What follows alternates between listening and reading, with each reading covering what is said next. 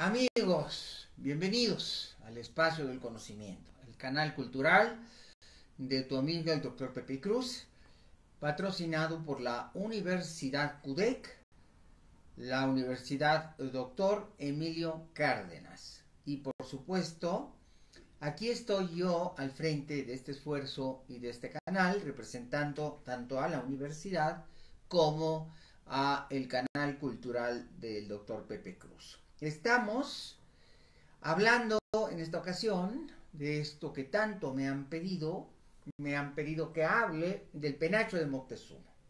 Esta magnífica pieza, una pieza maravillosa, que se encuentra en Austria, en el Museo Etnográfico de Viena, y que es el orgullo de todos los mexicanos. Tenemos una copia de este penacho, por todos conocida, en el Museo Nacional de Antropología, en la Sala Mexica. Tenemos una copia muy bien hecha, muy bien elaborada, que se elaboró ya en 1939 por un artesano, un amanteca mexicano, y que se elaboró de manera acopiosa. Es prácticamente perfecta. Es una copia que nos demuestra cómo después de 500 años no ha desaparecido de nuestro país, de nuestro pueblo, la habilidad para la construcción de estas piezas tan dedicadas y tan soberbias. Pero voy a hablar brevemente de la historia del penacho del emperador Moctezuma. Hay referencias, sabemos que los penachos eran parte del gran atuendo de los personajes de la corte de los emperadores aztecas, mexicas. Pero en realidad esta tradición no apareció con los aztecas. Esta tradición tenía ya más de 2000 años cuando floreció el Imperio Mexica. Es decir, que tenemos evidencia de que fue antes de Cristo. Hay evidencias en la piedra y grabados de que esta tradición de estos portentosos tocados existían por lo menos desde el año 1000 antes de Cristo. Eso significa que por lo menos 3000 años de tradición se abarcan en la comprensión de lo que es el arte amanteca o el arte plumario de Mesoamérica. Las aves simbolizan para los pueblos mesoamericanos contacto con las divinidades. Recordemos que hay muchas deidades que están relacionadas con las aves. El propio señor Huitzilopochtli, aquel por quien se vive, el pájaro colibrí zurdo, es una deidad que se asocia con las aves. Es colibrí cuando se trata de ciertos roles de la divinidad, y es águila cuando se trata de otros roles. Cuando la divinidad es mensajera, se convierte en colibrí. Cuando le habla a Tenoch, habla desde el colibrí.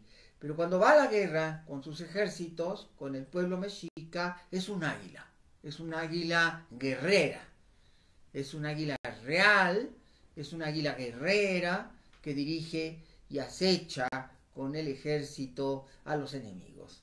Entonces, como ven, las aves están muy ligadas al pensamiento religioso de los pueblos nahuas y de todos los pueblos mesoamericanos. Estos enormes tocados, gigantescos penachos que podían tener 2 metros de diámetro.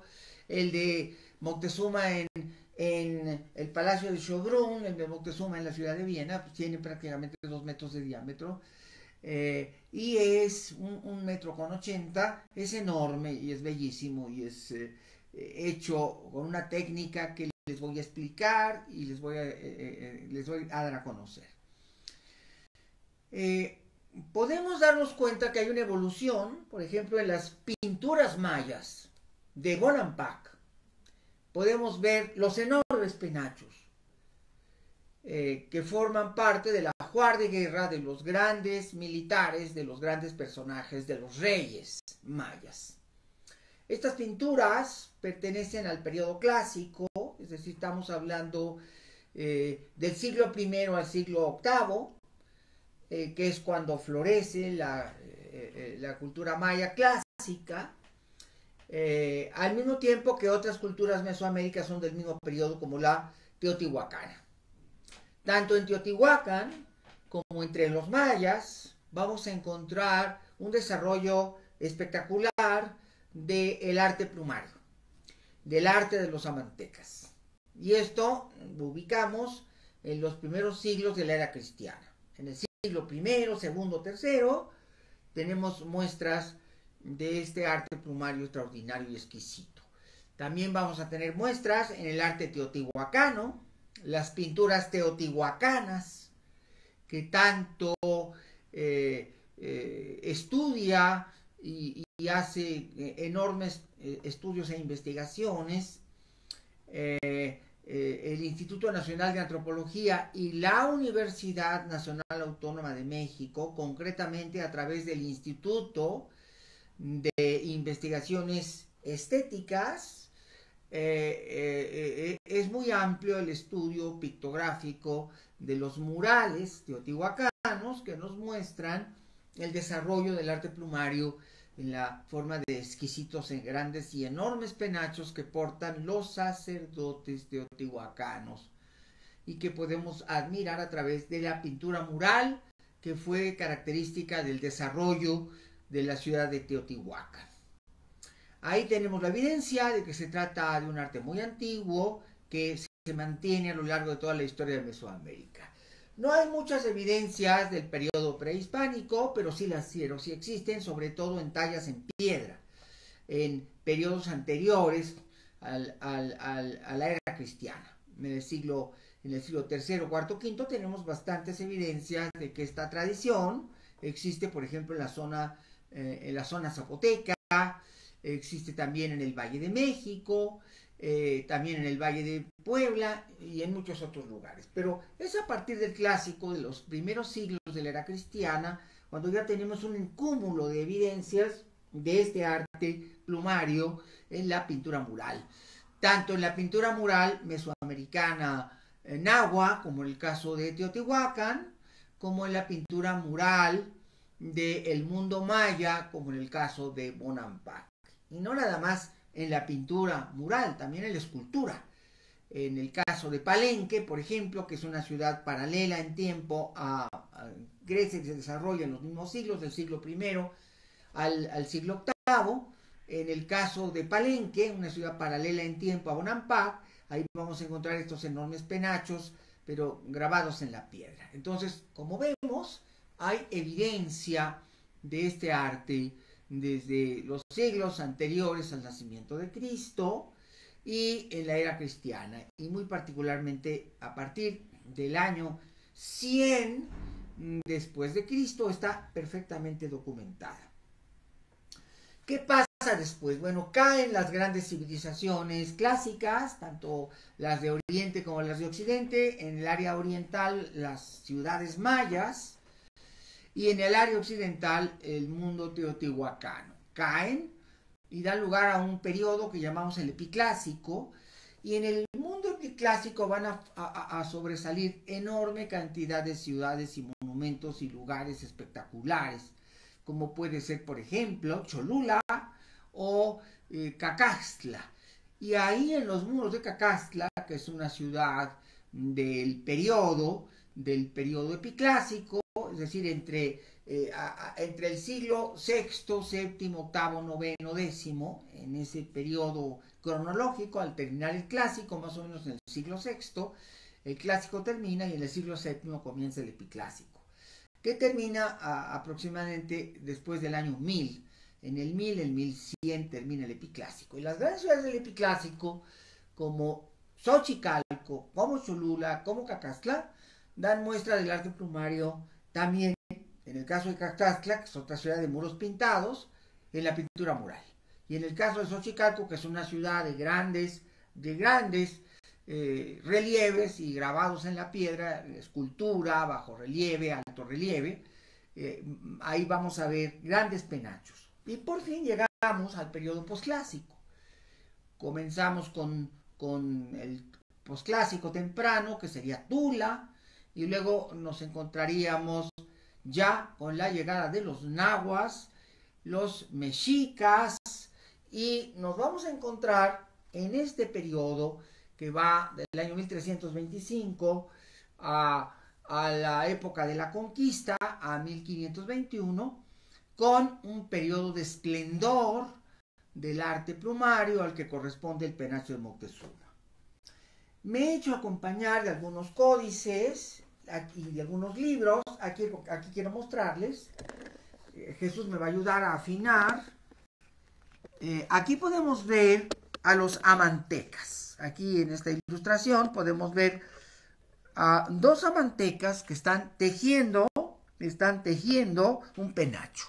Un penacho, por cierto, muy parecido al que se encuentra en el Museo Etnográfico de Viena, que hoy se llama Museo de las Culturas del Mundo, y ahí podemos ver esta maravilla de lo que es el arte de la plumería, el arte plumario. Aquí se está confeccionando, y aquí podemos ver algunos otros elementos del arte plumario. Aquí vemos un abanico, esto es para abanicarse y darse aire. Y aquí tenemos otro. Estos son abanicos plumarios que eran parte de las muchas decoraciones y artefactos que con plumas se hacían en el mundo mexica y en el mundo náhuatl y en el mundo mesoamericano. Con las plumas se podían hacer tocados, grandes penachos, pero también objetos de uso utilitario como estos abanicos, algunos pequeñitos para mano y otros eran enormes y eran para las grandes ceremonias, para abanicar en la corte, en las grandes ceremonias. Pero también el arte plumario servía para la decoración de cobijas, capotes, que se hacían con plumas, con tejido de algodón y plumas, y también en los escudos. Aquí me voy a valer ahora de una página de la matrícula de tributos, el Códice Mendocino, y aquí vemos en el Códice Mendocino, aquí vemos, qué cosa tan fabulosa, el arte plumario en su máximo esplendor. ¿A qué se llama matrícula de tributos? Bueno, el Códice Mendoza refiere las 38 provincias, 39 del Imperio Mexica. Y nos refiere que todos los pueblos tributarios tenían obligación de enviarle al Gran Tlatoani de Tenochtitlan cada determinado tiempo, a veces era 2 veces al año y a veces una vez al año, enorme cantidad de tributos, entre los cuales estaba la confección de escudos. Aquí pueden ver ustedes los escudos para la guerra, y trajes de dignidad para los oficiales de alto rango del ejército mexica. Aquí vemos, por ejemplo, un penacho, lo vemos con mucha claridad y precisión. Vemos el traje completo, se hacía con plumas todo el traje, y luego hay plumas de diferentes, más de 40 aves mesoamericanas, pero las grandes plumas, las más bellas, se podían utilizar las plumas de perico, de loro, para los trajes, pero los grandes tocados requerían de las plumas del ave más exquisita que había en Mesoamérica, más bella y exquisita, y que provenía de Chiapas y Guatemala, la provincia imperial que se llama del Soconusco, y que hoy es Guatemala, la costa de Guatemala, y eran las plumas de quetzal, del ala de quetzal y de la cola de quetzal. Estas grandes plumas verdes, con estas está confeccionado el penacho de Moctezuma. Por eso es de color verde y por eso tiene esas gigantescas dimensiones. porque estas plumas pueden tener más de 1 metro de largo, 1,20 m, 1,30 m de largo, y eran las que se utilizaban para los grandes tocados y los más suntuarios decorados plumarios. Pero les recuerdo, las plumas se colocaban no solamente en la cabeza como tocados. Aquí vemos un tocado de un capitán del ejército azteca con su penacho de plumas, muy hermoso, muy bello y muy semejante al penacho de Moctezuma.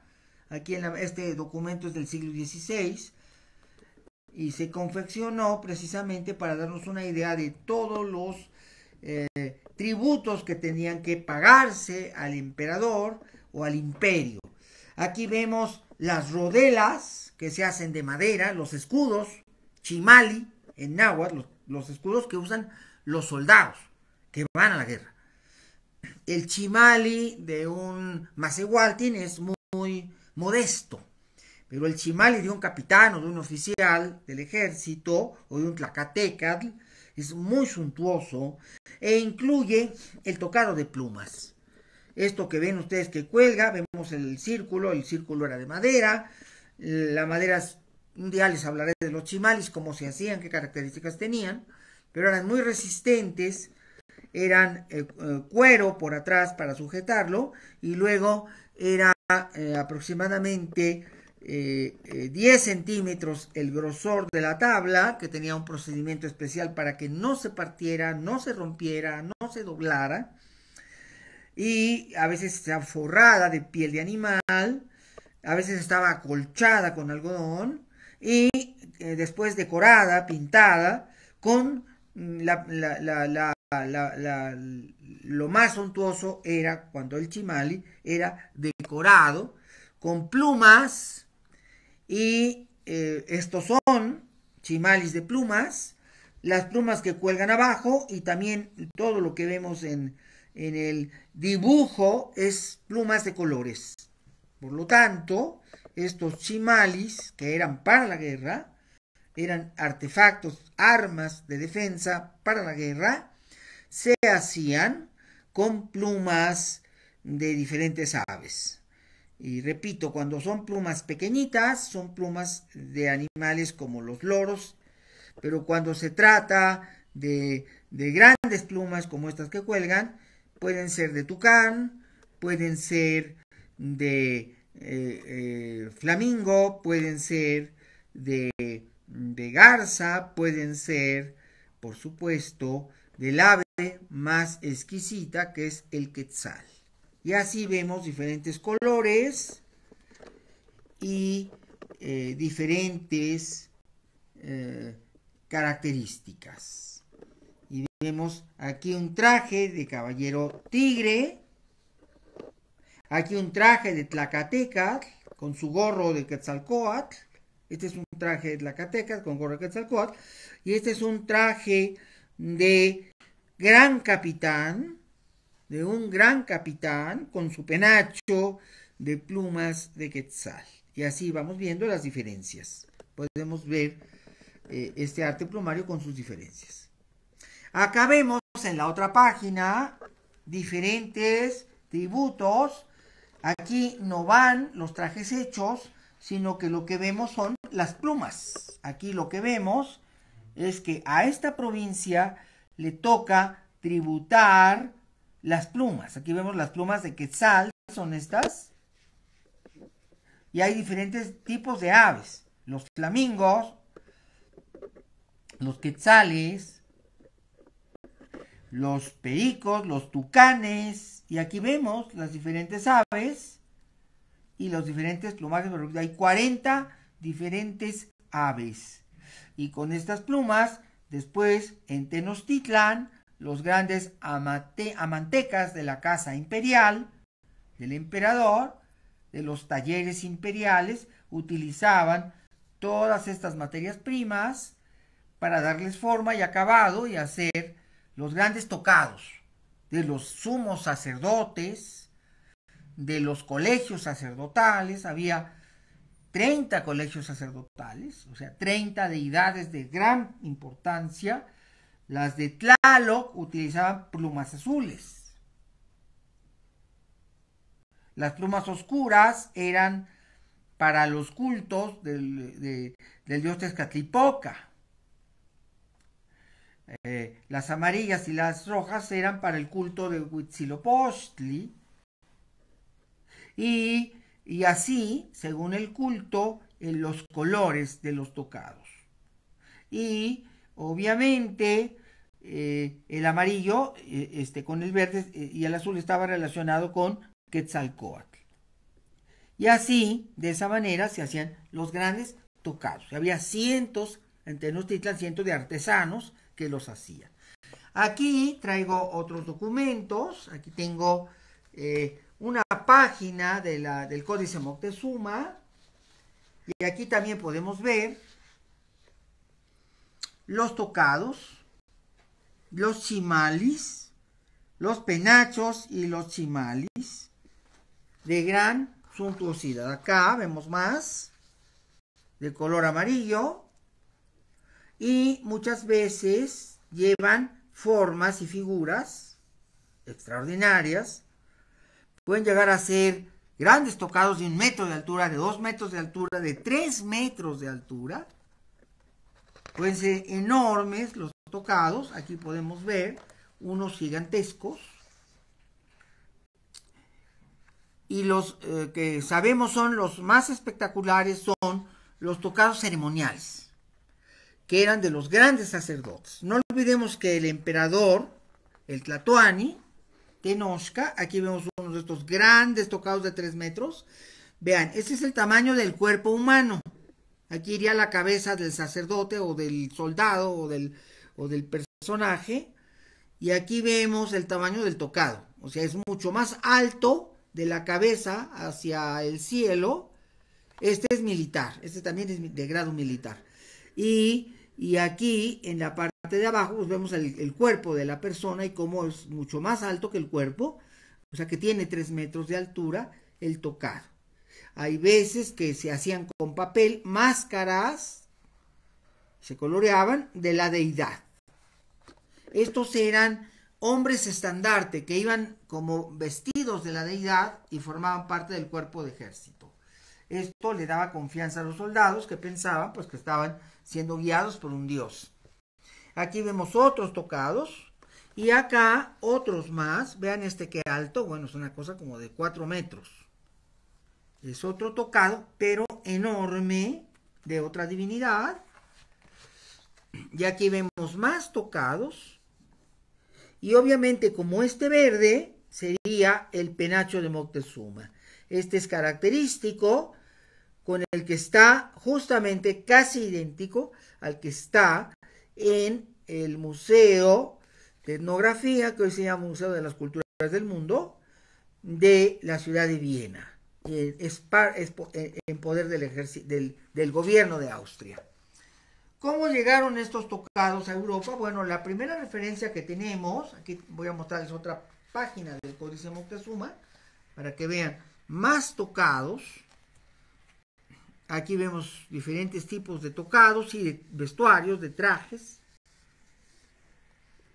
Una diversidad infinita de formas que se le daba de acuerdo a las necesidades a este enorme cúmulo de imaginación y arte que tenía el pueblo mexica. En este libro de Peñafiel, de don Antonio Peñafiel, aquí él pone, vean ustedes, en este libro podemos ver otros tocados que tenían, los vemos con mucha claridad. Aquí está el penacho. Este también es parecido al de Moctezuma, pero es diferente porque tiene 3 ejes. Y el de Moctezuma es de uno solo. Aquí vemos otros tipos de trajes y otros tipos de penachos. Hay una diversidad tan grande de trajes. Aquí vemos las plumas en los chimalis. Esto también lleva plumas, pero son plumas pequeñitas. Aquí vemos más chimalis y más atuendos. Y aquí vemos otros tipos de otros tipos de penachos. Algunos enormes, algunos en forma de ave. Y vemos una enorme diversidad de formas, de estilos y de características.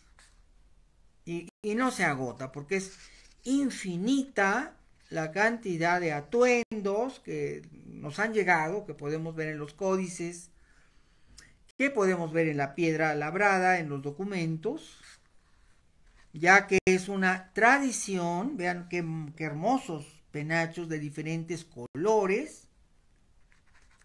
Y repito, es una cantidad infinita de estilos, de colores, pero el color verde está ligado directamente a la realeza. Por lo tanto, los tlatoanis de Tenochtitlan utilizaban grandes penachos de color verde confeccionados con plumas largas como estas de Quetzal, que tenían que ser traídas desde allá, desde la zona del Soconusco, costa actual de Chiapas y Guatemala. Esa era la provincia 39, que estaba hasta la orilla del imperio, muy lejos de aquí. Y aquí vemos otro tipo de tocado, pero con sus plumas en la parte superior. Aquí vemos muchos más tocados al estilo, me quiero quedar con esta lámina, porque aquí tenemos muchos tocados al estilo del que está en Austria. ¿Cómo llega este penacho a Austria? ¿Cómo llega de México a Austria? No lo sabemos con precisión, pero sí sabemos, porque está documentado, cómo llegaron los primeros penachos a Europa. Cuando Hernán Cortés viene a Tenochtitlan, recordemos que él sale de Cuba a principios de 1519, para la Semana Santa de 1519, en el primer trimestre del año, justamente cuando comienza el año, y va a Yucatán. Y luego de Yucatán rodea la península, primero por la costa de Quintana Roo, luego la de Campeche, y ahí es cuando Moctezuma tiene las primeras noticias de estas naves que van por el agua, y que ella sabe que existen porque hay reportes de 5 años antes, 10 años antes, 20 años antes. Acuérdense que los españoles empiezan a navegar el Caribe desde 1492. Ya había habido muchas expediciones en Yucatán, en la costa oriental, y los aztecas ya tienen informes de que existía este pueblo, estas naves llenas de gente extraña y blanca. Y desde antes del año 1500, Moctezuma asume al trono de Tenochtitlan en 1502, y antes de Moctezuma, el emperador Ahuizotl ya había tenido un primer reporte de la existencia de estos barcos y de estas gentes que han sido vistas desde muchos años antes. Repito, desde 1492 Colón empieza a dar la vuelta por el Caribe, y luego llegan las grandes expediciones que se inician y que recorren todo el Caribe. Entonces el emperador ya sabe que existe esta gente blanca. Lo que nunca ha sabido es que esté tan cerca, y finalmente va recibiendo los reportes de que han llegado a Champotón y a Tabasco y a Veracruz. Y cuando llegan, el emperador manda una embajada y refiere Hernán Cortés en la primera carta de relación. Recuerden que Cortés escribe al rey Carlos V, primero de España, quinto de Alemania, una serie de cartas de relación. Y en esta primera carta de relación, él refiere que llegó una embajada de Moctezuma, del que se presume es el gran emperador de este reino, muy poderoso, y en el que hay muchas riquezas, mucho oro, mucho prestigio y grandes ciudades, y que es el objeto de sus conquistas. Y él refiere cómo recibe estos regalos, y entre los regalos, además de muchas cosas más que ya hemos mencionado, hay un enorme tocado, y lo manda a España. Este enorme tocado es un penacho. ¿Por qué Moctezuma le manda un penacho? Bueno, porque de alguna manera es este periodo en que los aztecas creen que el que está regresando es su dios Quetzalcóatl. es muy poco el tiempo en que los aztecas piensan esto, es decir, ellos tienen ese mito de que hubo un dios, que es Seacatl-Topiltzin-Quetzalcóatl, del príncipe tolteca, que se fue a la mar y prometió regresar, y que es un dios creador, civilizador, que sembraba cultura, que era erudito, que era sabio, que prohibió los sacrificios humanos y era un constructor cultural. Y es un dios fortalecedor, es un gran dios que fortalece y que protege y que ayuda y es benévolo. Y se asocia con la llegada de los extranjeros que vienen de España y probablemente le estaba enviando un penacho como símbolo de realeza porque pues él es un dios, pues para que se lo ponga, porque si realmente es quien ellos creen que es un gran personaje de su religión, pues entonces usará un penacho. El caso es que Hernán Cortés toma los tesoros que recibe, él quiere quedar bien y congraciarse con Carlos V y lo manda a España los tesoros. Por ahí se filtra la idea de que es este penacho el que llega a Carlos V y Carlos V lo manda a Austria. Acuérdense que el imperio, en ese momento el imperio español, es la fusión del imperio de los Habsburgo, que son austriacos, que son príncipes de Viena, príncipes austriacos, y que de alguna manera Carlos V gobierna en Alemania y en Austria y en España. Y parte de su estadía es ir a Alemania y por lo tanto, pues es muy lógico pensar que mandara tesoros a Viena, porque es el asiento de los Habsburgo. Esto tendría cierta lógica, pero no, hoy las investigaciones modernas han demostrado que ese penacho de Moctezuma, que está en el Museo Etnográfico de Viena, no es el que se menciona en las cartas de relación. ¿Por qué lo sabemos? Porque sabemos que ese penacho llegó más tardíamente, llegó a finales del siglo XVI, principios del XVII, y llegó primero a otro príncipe que no es ni siquiera el emperador de Austria, y que de ahí más tarde por donación pasó a formar parte de los acervos del Museo Etnográfico. Lo que sí sabemos es que este penacho, que al principio fue, no se entendía, pensaron los etnólogos que era africano, inclusive le pusieron una morería, le llamaron una morería, pensaron que era de los moros del norte de África, y ya después ubicaron que se trataba de un penacho mesoamericano, azteca y mexica, y esto ya es hasta el siglo XVIII, que lo ubican bien, y este penacho sí es azteca, sí corresponde al periodo de Moctezuma, no sabemos si se lo puso en la cabeza el emperador Moctezuma u otro emperador, porque estos detalles no se conocen, pero lo que sí sabemos es que se trata de una pieza amanteca de Mesoamérica y concretamente de la cultura mexica, o sea, que sí corresponde a hacer un penacho como el que usaba, como los que usaba Moctezuma, que tenía muchos de estos penachos, y sabemos perfectamente que sí hay una clara identidad del penacho, es mesoamericano, es mexica, es de ese periodo, pero no es el que se refiere en la carta de relación de Hernán Cortés, no es el mismo.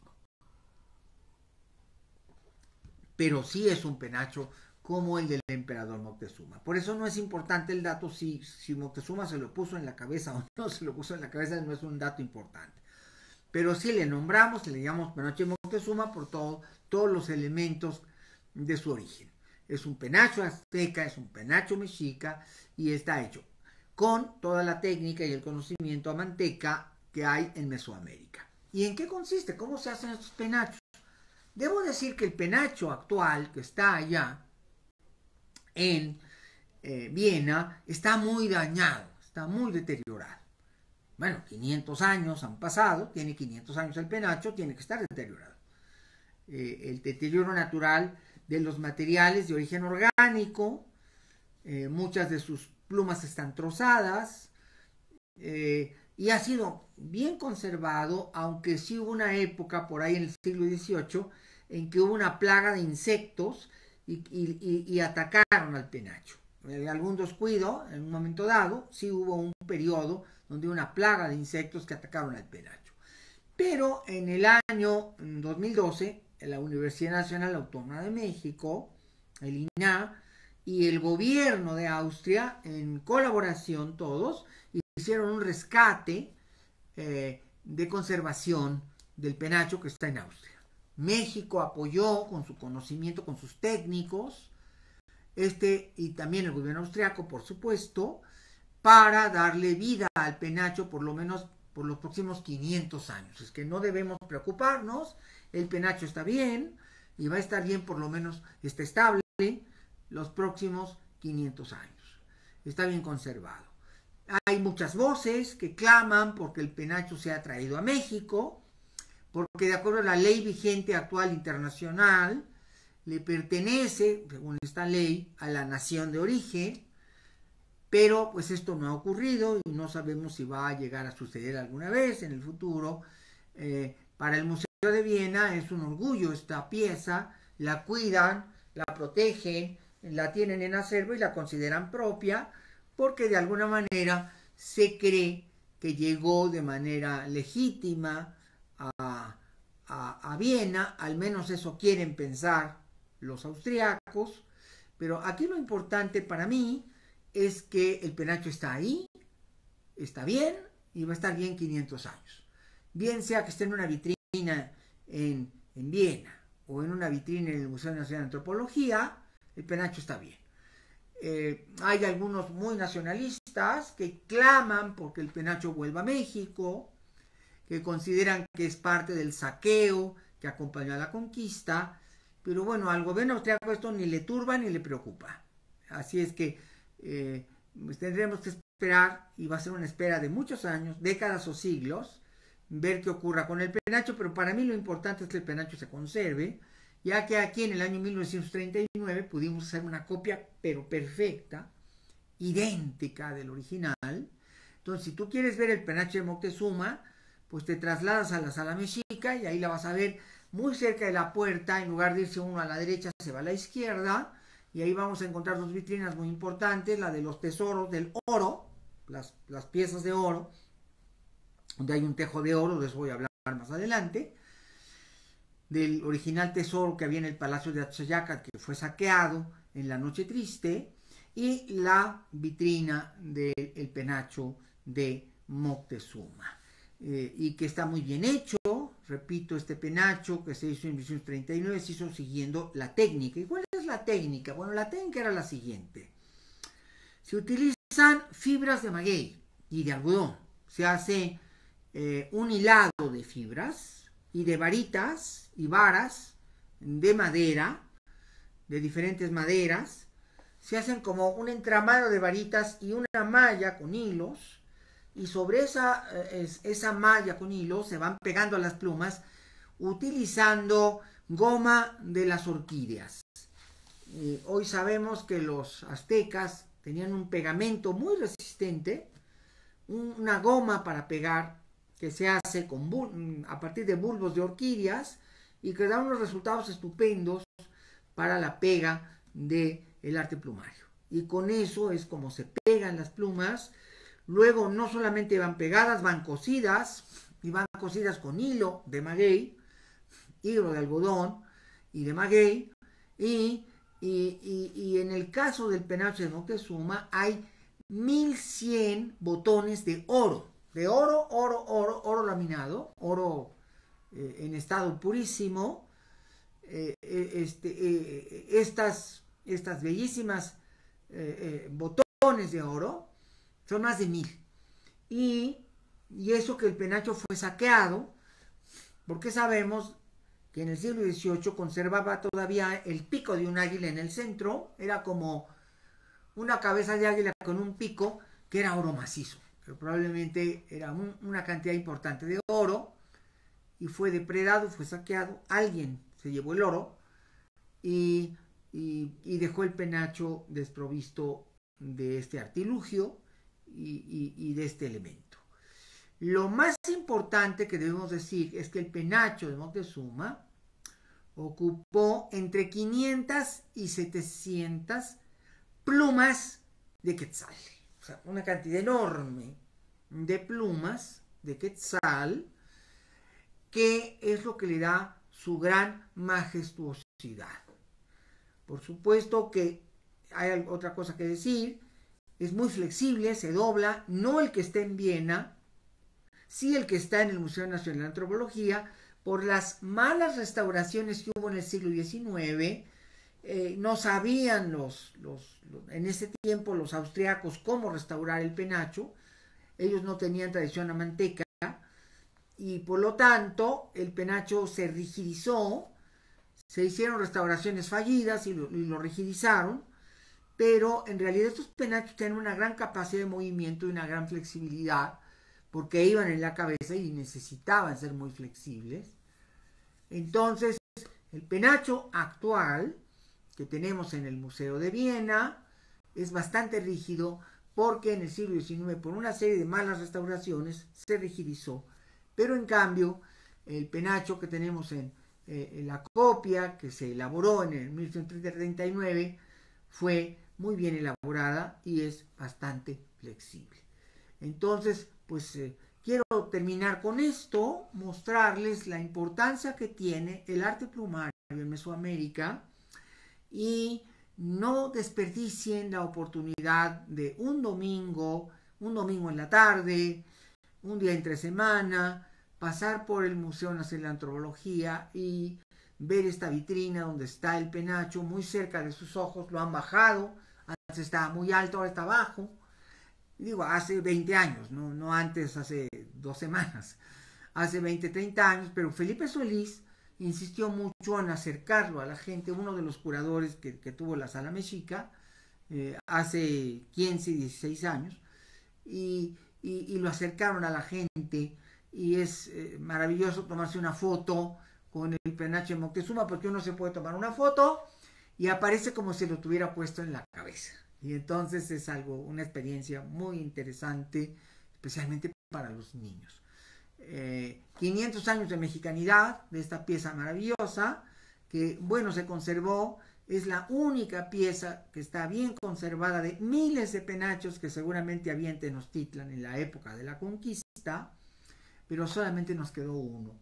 Y este uno hay que admirarlo, hay que verlo, hay que saberlo, hay que conocerlo, hay que entenderlo, y hay que asimilar a nuestro México, amar a nuestro México, crear nuestro México a partir de sus grandes obras de arte, como es el caso de este penacho magnífico, que nos habla sobre todo de la destreza y capacidad que tenían los mesoamericanos hace muchos siglos y que nos legaron como parte de ese legado de gran historia de una de las grandes civilizaciones del mundo, y que es la civilización de Mesoamérica. Amigos, muchas gracias. Les recuerdo que estos programas se hacen con el patrocinio de la Universidad Dr. Emilio Cárdenas, el CUDEC, y también les recuerdo que además de este canal por el que me ven, el canal del Dr. Pepe Cruz, pueden buscar el canal de Historia CUDEC, donde también subimos materiales y donde también pueden ustedes disfrutar de experiencias y de materiales y conocimientos que vertimos a partir de este canal. También les recuerdo que hay un canal de psicología del CUDEC, y también hemos inaugurado ya el canal con una conferencia sobre temas psicológicos de la doctora Angélica Olvera de Malpica. Y muchas gracias por seguirme. Suscríbanse al canal y recomiéndenos para que más mexicanos conozcan a profundidad y amen sus raíces, porque venimos del árbol de la vida de la cultura mesoamericana y somos felices herederos de este saber. Amigos, soy el Dr. Pepe Cruz, gracias por estar conmigo, les agradezco su presencia y su preferencia. Hasta la próxima emisión, nos vemos muy pronto.